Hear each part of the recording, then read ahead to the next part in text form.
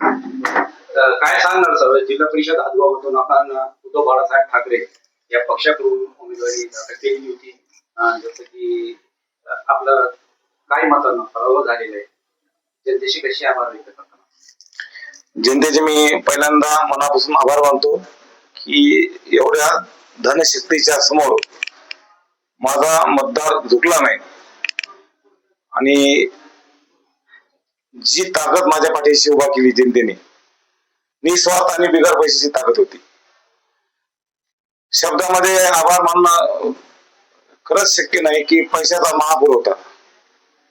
माझे प्रतिस्पर्धी समोरचे उमेदवार जे समोरचे जिंकले 6100 मत मिळाले त्यांना, हे सर्व मत पेड मत होते, पैशाची मत होते.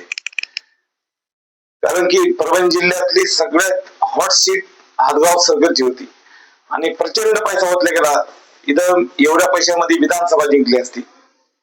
10 कोटीपेक्षा अधिक खर्च समोरच्या उमेदवार झाला आणि माझ्यापाशी निव्वळ प्रेम करणारे आणि मतदारापर्यंत आम्ही कसलीच लालूच न देता माझ्यावर प्रेम करून सातत्याने माझ्यासोबत राहणारे कार्यकर्ते होते आणि समोर फक्त पैशाचा महापूर होता.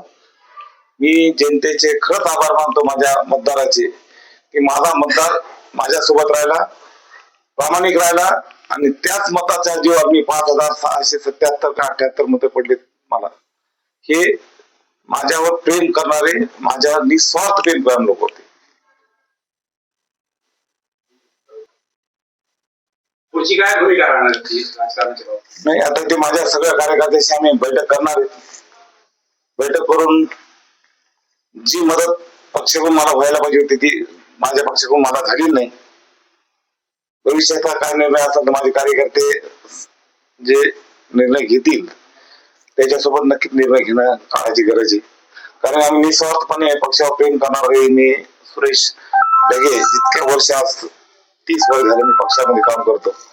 कुठल्याही लालची पोटी काम केलं नाही. पक्ष एवढा वाताहत होत असताना 2022 ला पक्ष फुटला तेव्हा आम्ही कधी विचार मनाला शिवला नाही. पण खरंच वाटलं की काल मदत झाली नाही पक्षाकडून आणि मदत न झाल्यामुळे माझा हा पराभव झालेला आहे.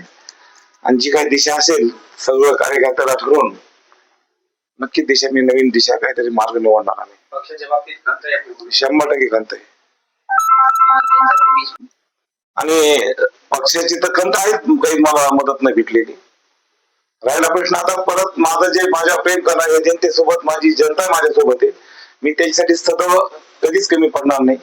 राहिला येणाऱ्या काळामध्ये जी कामाची भूमिका माझ्या आज म्हणजे राजकारणातले 30 वर्ष आहेत माझे आणि लोकांमध्ये राहण्याचा मला पहिल्यापासून स्वभाव आहे. मी जनतेने मला जेवढे मत दिले, जे निस्वार्थ मत आहेत, मी कधीच त्याची म्हणजे परतोटा होऊन देणार नाही आणि जनतेसोबत कायमस्वरूपी शेवटच्या क्षणापर्यंत राहणार.